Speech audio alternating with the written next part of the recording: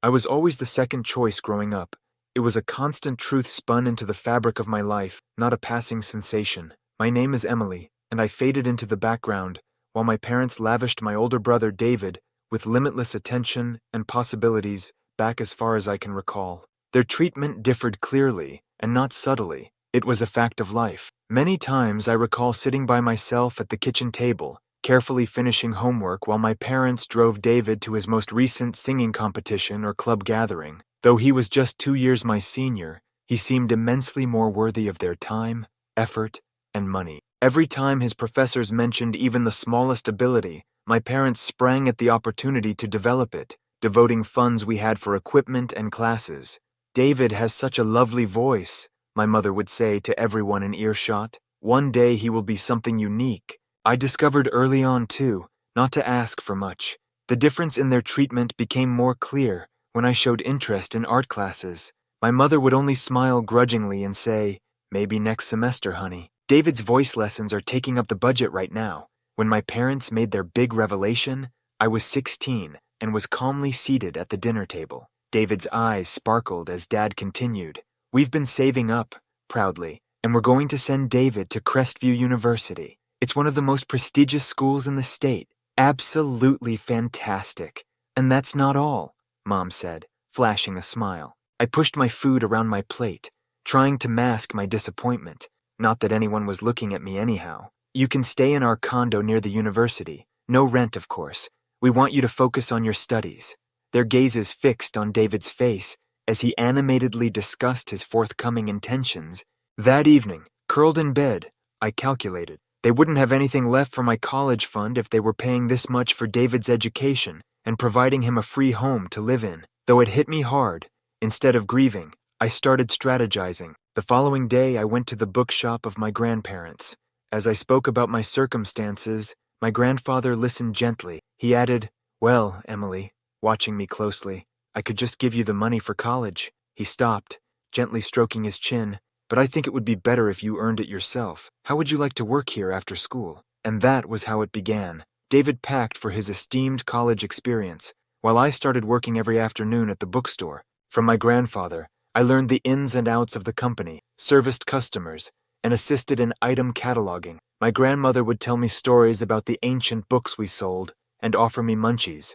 The response of my parents to my initiative was instructive. They appeared almost relieved, grateful, even, that I had found my own solution when I informed them about my employment and my college savings strategy. My freedom seemed like a weight taken off their shoulders. 3 years of employment at the bookstore owned by my grandparents passed quickly. Every hour spent dusting shelves and sorting rare first editions, surrounded by the aroma of old paper and ink, had paid off. For college, I had enough saved. There was hardly a celebration when I graduated from high school. It was simply a quiet meal at home. But I didn't give a damn. What I had done on my own, without their support, without their notice, made me proud. I signed up for the nearby state college and selected a sensible business degree that wouldn't wipe out my reserves. I even had some left over. The tuition was fair. Although it wasn't flashy, living at home and riding the bus to university made financial sense.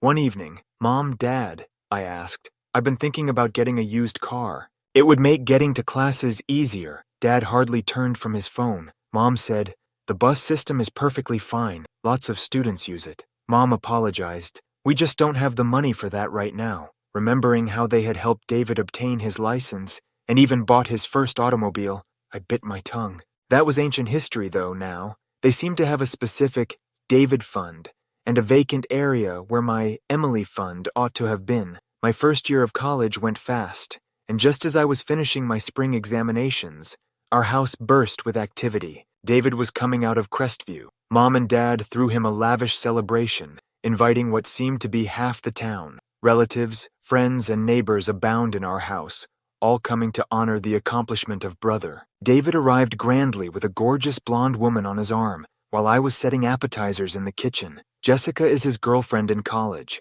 Walking into the room hand in hand, they were shining. David said, "Everyone," calling for quick attention. The gathering erupted in shouts and congrats as Jessica and I announced our engagement. Mom started crying happy tears, and Dad gave David a powerful back-off clap that made me worry he could topple over. "But wait, There's more, Jessica said, her voice honey-sweet. Mom's tears escalated into full-on sobbing. After the wedding, we'll be moving to California. My parents own a successful business there, and they want us to take it over, Dad said boldly. My baby boy, a successful businessman. That's my son. Always understood you were meant for great things.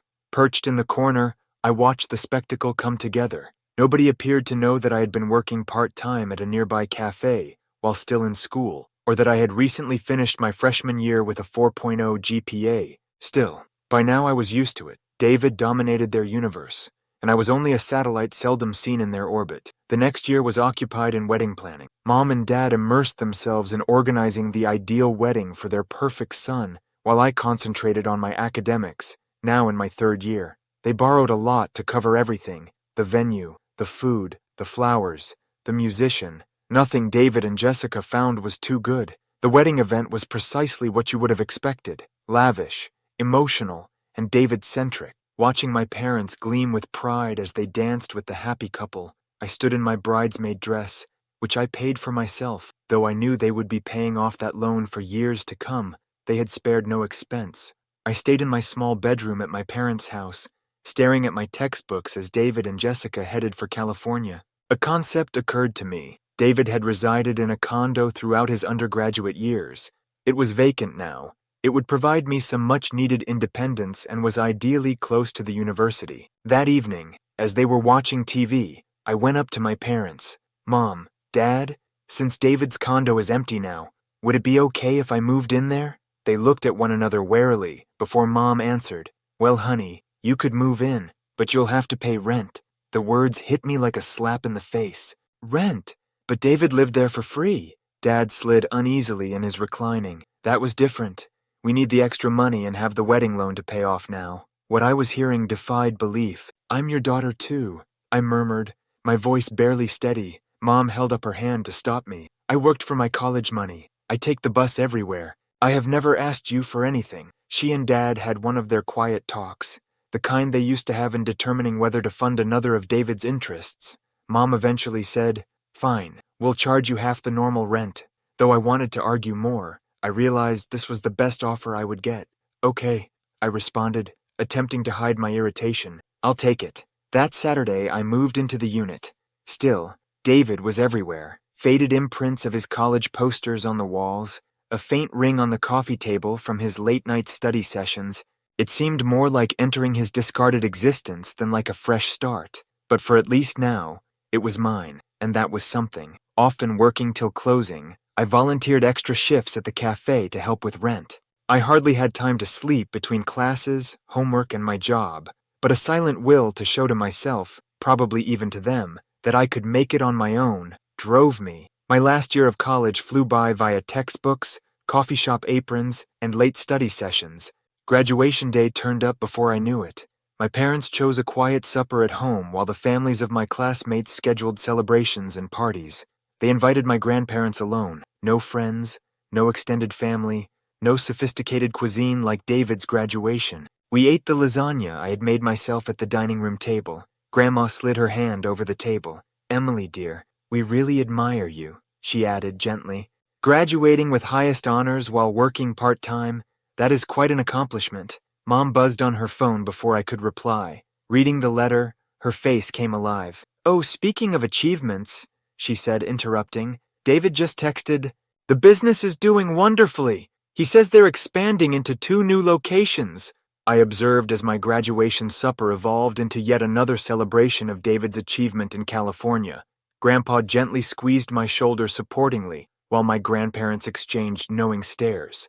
Though I felt a familiar sting of sadness, it was soon replaced with iron determination. I was finished vying for their attention. Their acceptance was no more of value for me since I was laying my own road. Early on, my diligence in college paid off more than I had anticipated. 2 weeks after graduating, I found work at Anderson Mitchell, one of the city's most exclusive companies. I was happy to at last be beginning my career. The pay was more than I had hoped for. That thrill continued precisely 3 days until my folks learned about my pay. Mom remarked, Emily, during one of her unplanned trips to the condo, now that you're making good money, you should start paying the full rent amount. I looked at her, wondering if I had heard accurately. We agreed on half, though. That was during your student years, she answered matter-of-factly. You can afford it now. I wanted to note that David had lived there for free even after finding employment, but I knew that comparing myself to my brother would not help. I grudgingly consented since the condo was exactly 10 minutes walk from my workplace. Life ran according to a schedule. Driven to show the firm my value, I immersed myself in my task. Mom would phone every month, like clockwork. Emily dear, just reminding you about the rent. We are depending on that money. Friday is the due date. 3 years went by this way. I kept that information to myself, even though I got a big salary and promotion. My lesson had been learned. Any indication of financial success would simply cause greater pressure from my parents. From their sporadic updates, I learned David and Jessica welcomed a newborn daughter. I had not been but had seen images on social media. Our correspondence had reduced to just Christmas greetings and birthday notes. I had no trouble with that. They lived. I was at last creating mine. Then arrived the call that turned everything around. Mom's voice in Emily was tense and strained. We have to discuss your brother. The business, well, it's gone bankrupt. He had a horrible fight with Jessica's parents. They're furious about how he managed things. They're not speaking anymore. Knowing where this was going, I closed my eyes. He's coming home, she said, with Jessica and the baby. Oh, I answered softly. I suppose he will be lodging with Dad and you? Mom stopped and said, actually, that condo you're in is quite large. He'll be staying there. Almost slid from my hand. The phone. What?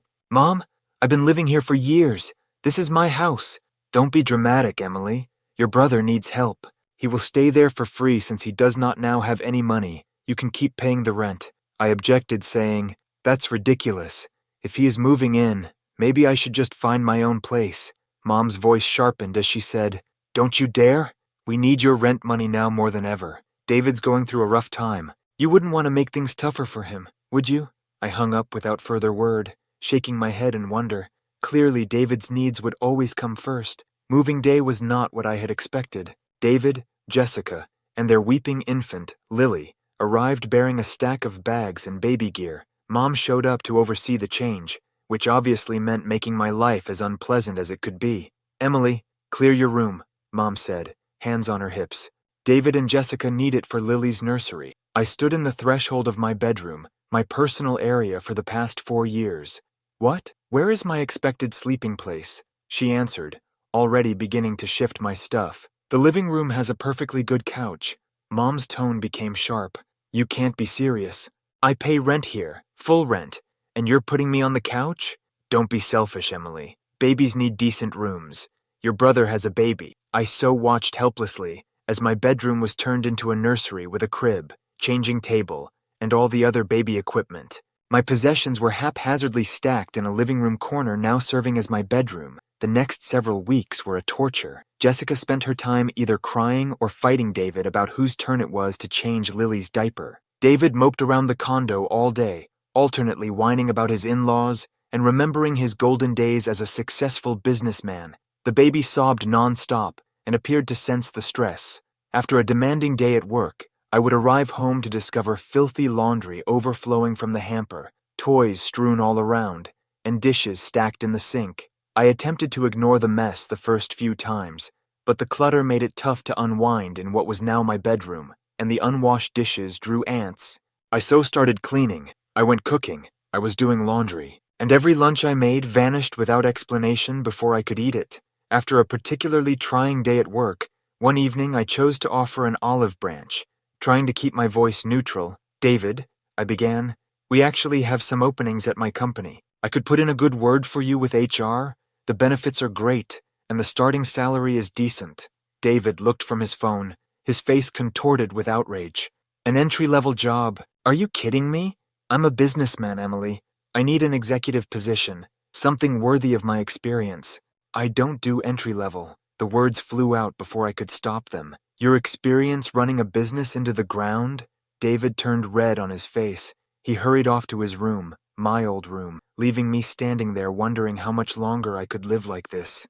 You don't know anything about what happened. That was my in-laws' fault. They set me up to fail. 3 months into our forced cohabitation, I sat at my kitchen table, now coated in Lily's dried baby food and Jessica's coffee rings, Going over my bank records, the figures fell short of reality. Since David and his family moved in, my spending almost doubled. That was the last push I needed to phone my folks.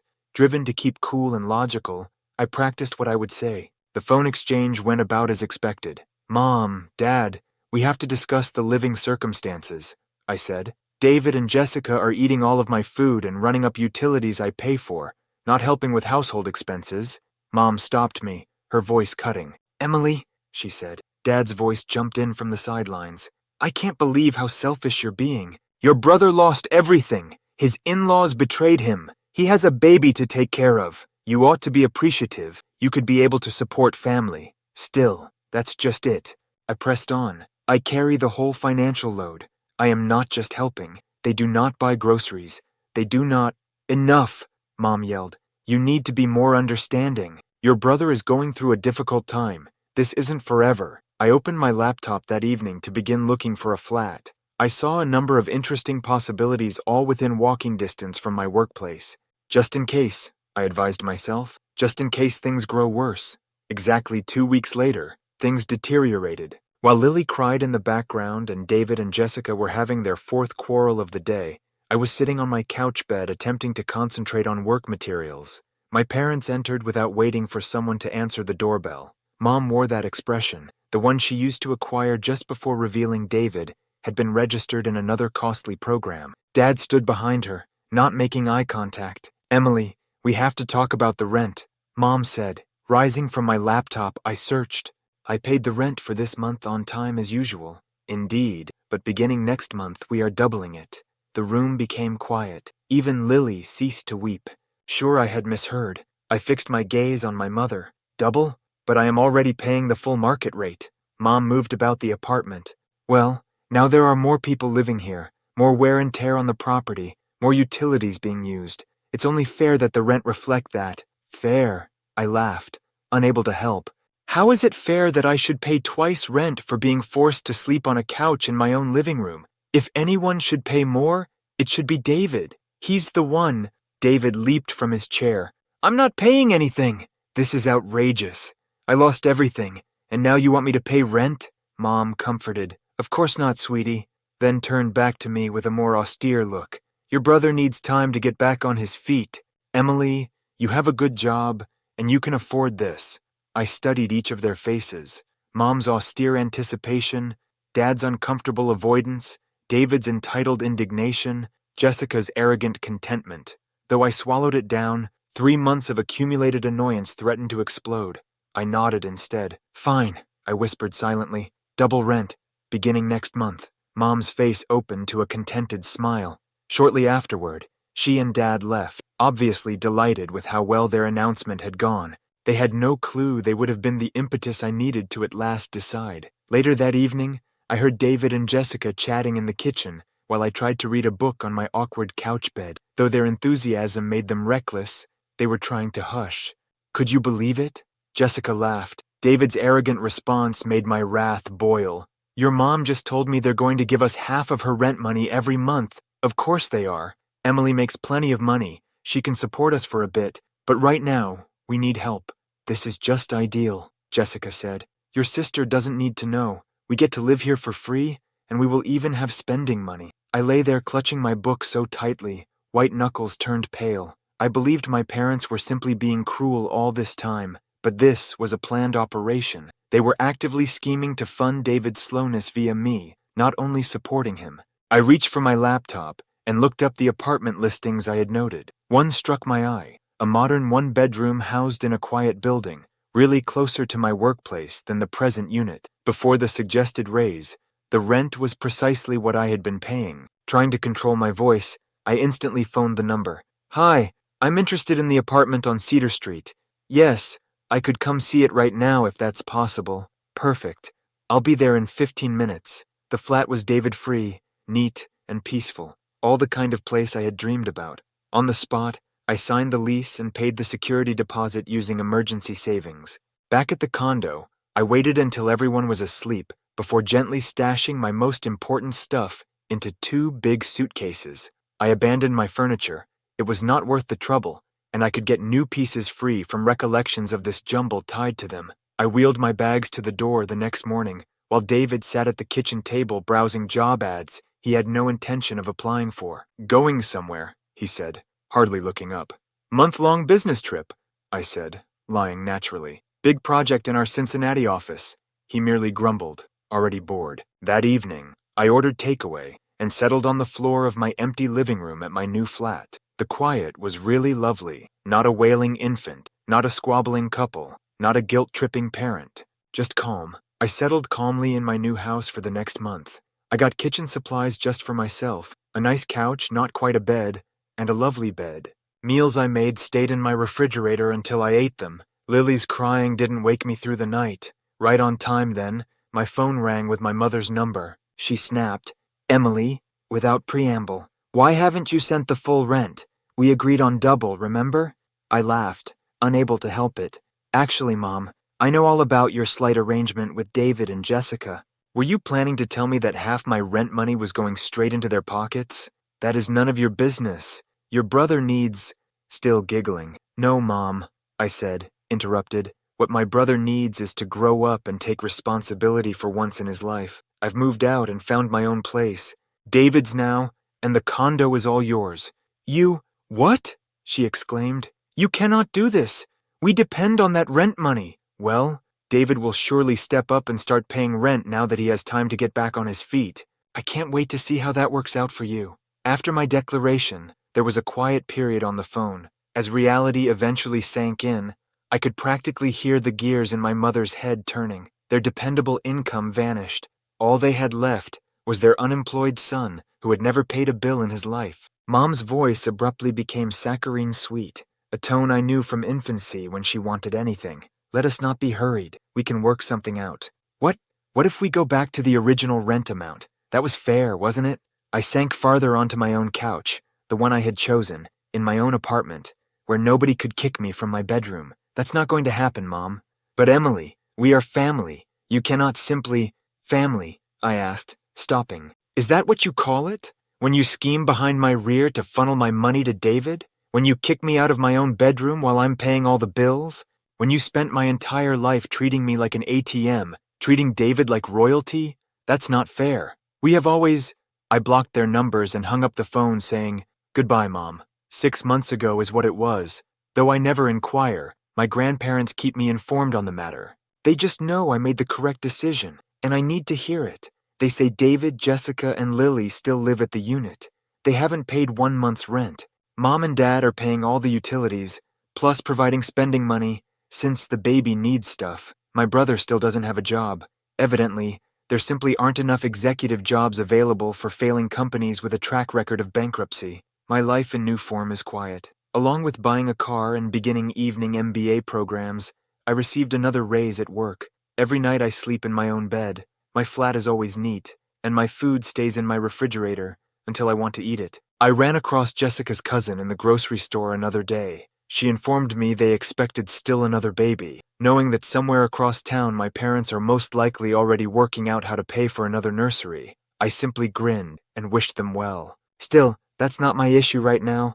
I'm putting myself first time in my life, and it feels exactly correct. Story 2. Long shadows from the sun sank below the horizon across the old brick front of my childhood house. Years had gone by since I had set foot on this land, and even if the structure itself stayed the same, there was a clear change in its vibe. I got out of the car, the familiar smell of gardenias washing over me with a surge of nostalgia, heavy breathing and a knot in my gut. Carrying a little luggage, I went to knock at the front door, reluctant.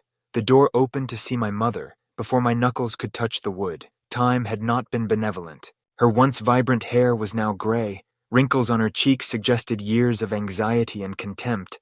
"Eleanor," she replied bluntly, her gaze flitting from head to toe, a flutter of criticism buried deep. "Mother," I said, matching her tone of emotional emptiness. She turned without words and headed inside, expecting me to follow. I hesitated, a tsunami of anxiety rushing over me, then passed past the threshold. Though a layer of dust and disarray suggested a lack of attention, the inside remained much as I remembered. I dropped my bag in the living room and looked at the mantelpiece. Pictures of my brother Michael, his wife Julia, their kids, and their smiles back at me caught happy in close times. I was conspicuously absent from these memories. Mother's voice slicing through my thoughts. "Your room is just as you left it," I said, trying for politeness. "Thank you." Her eyes turned coldly and deliberately on me. "Now that you're back, I expect you to provide financially." The demand did not come as surprise. "How much are you looking for?" I asked, trying to steel myself. She called someone whose name made my eyebrows fly upward. I started to bite back a response. "Wonderful. Every month I'll move it to your account." She turned to show a flutter of delight.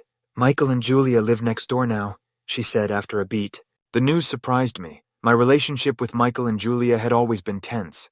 Their contempt of my independent way of life simmered under the surface. "That's good to know," I remarked, attempting to be objective. Thick with years of unsung words and unresolved problems, an awkward quiet descended between us.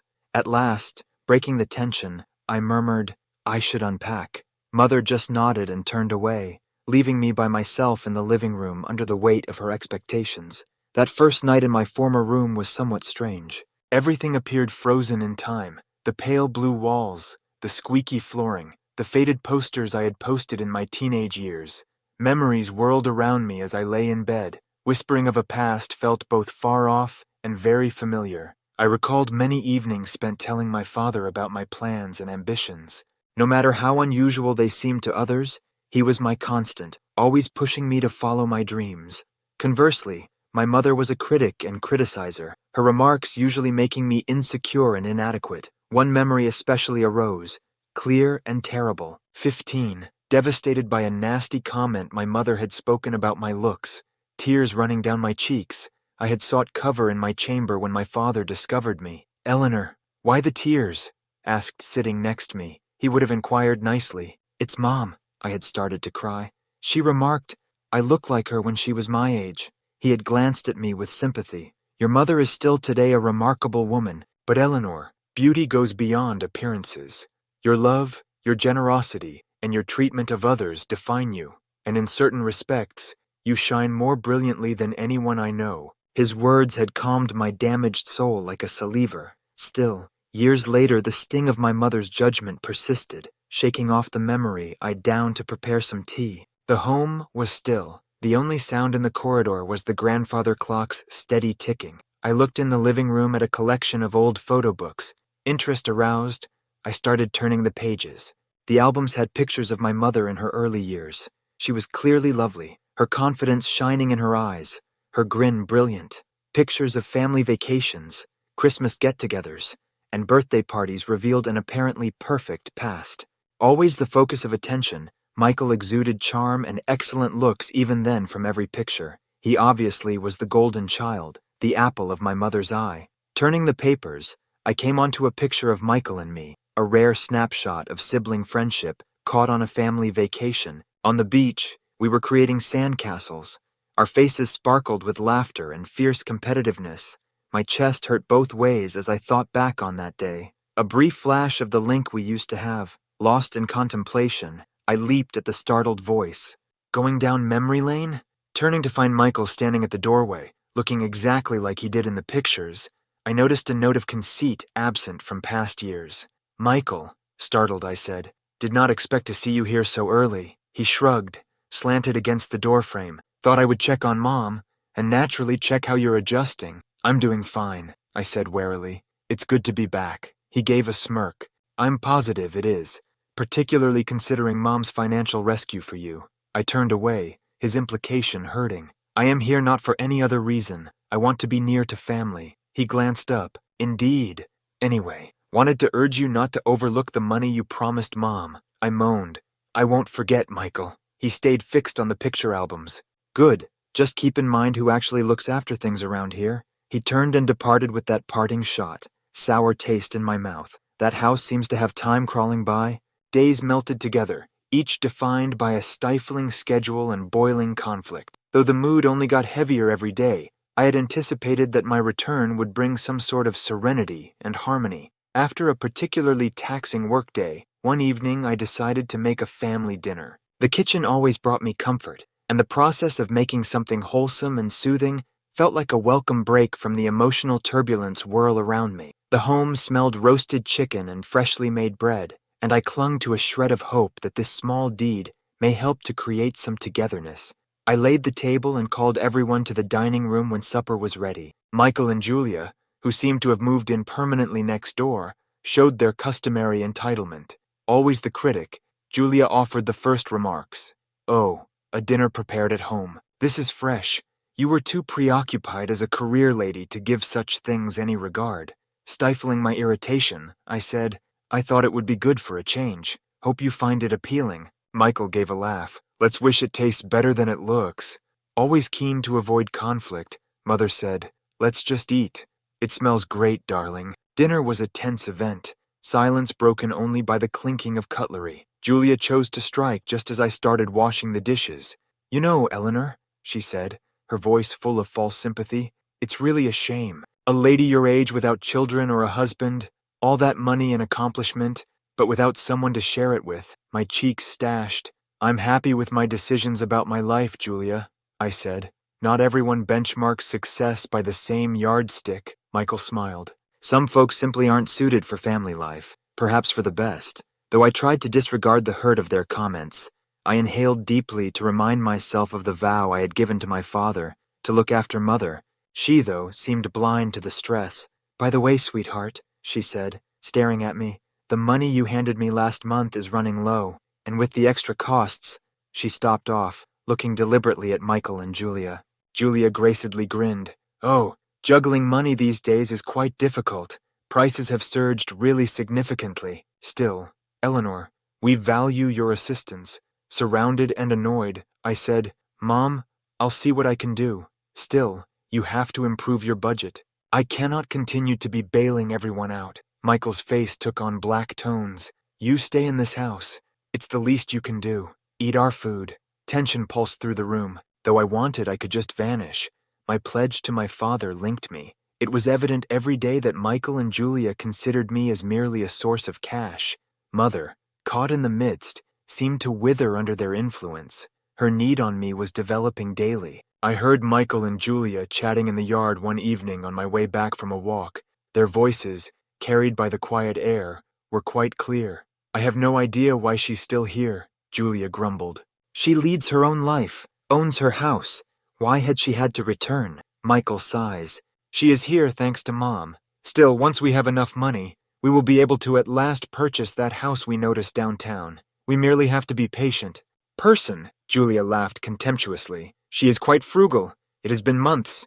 Given she lives here, she ought to be offering us more." Michael smiled. "She is not here permanently. We have to maximize the situation while she is still here. Perhaps we could persuade Mom to ask for additional money." Hearing them plotting set me on fire. Their boldness in talking about me as though I were a guest, unwelcome in my own family house. But Julia's next remarks really hit close. "Honestly, I have no idea what she uses all that money for," she replied dismissively. "She has nothing like a family or anything, just an elderly, lonely woman without life." A lump developed in my throat. Their nasty remarks resounds in my ears. I withdrew to my room feeling a mixture of great anguish and resentment, without showing anyone. Dinner that evening was a torture. Mother seemed lost in her own thoughts while Michael and Julia exchanged fleeting looks. Head down, I pushed the food about my plate. Mother cleared her throat then, as if on cue. "Eleanor, dear," she said, "we were hoping you could contribute a bit more. We have been thinking, with all the expenses and everything." My eyes flew to meet hers. "More, Mum. I am already giving you quite a lot," Michael interrupted. "You occupy this house. You ought to pay your fair part." "I have to look after my own family," Julia smirked. "It's just fair, isn't it?" Feeling besieged, I inhaled deeply, attempting to keep cool. "I came here to help you, Mom, not to finance Michael and Julia's way of life. Remember also Dad's house was here." Michael's face grew red with rage. "How dare you! Our family lives in this house. You quit. You picked your line of work above ours." Julia also said, "You're lucky we even let you stay here. Perhaps it's your time to go." I looked at them in incredulity. "Is this what you all want?" Mother turned away, unable to match my stare. "Maybe it's best, darling." Tears welled up in my eyes, like a stranger turned away by my own family. "Fine," I murmured, getting to my feet. "I'm going to be leaving. I am done helping you financially, though." Then I left the house that had once been my haven, now a stifling reminder of my family's treachery. The next several months were a flurry of feelings. I cried for the relationship I had yearned for and the family I had lost. Still, I also had a sense of release from the weight of their expectations and demands. One step at a time, I concentrated on my job, friends, and rebuilding of my life. Out of the blue one day, I got a message from an old buddy that caught me up on the newest rumors from my hometown. Michael and Julia, apparently, were in terrible shape after their financial plans failed. Now trying to make ends meet, they had been compelled to sell the family house. Mother, caught in the crossfire, was also paying for their carelessness. I felt inundated in contradictory feelings. Inside me battled pity, resentment, and an odd sensation of gratification. Still, I knew I couldn't go back. I had done my share. It was time for them to own their deeds. I sent a quick note to my mother appreciating her circumstances, but repeating my decision to keep my distance.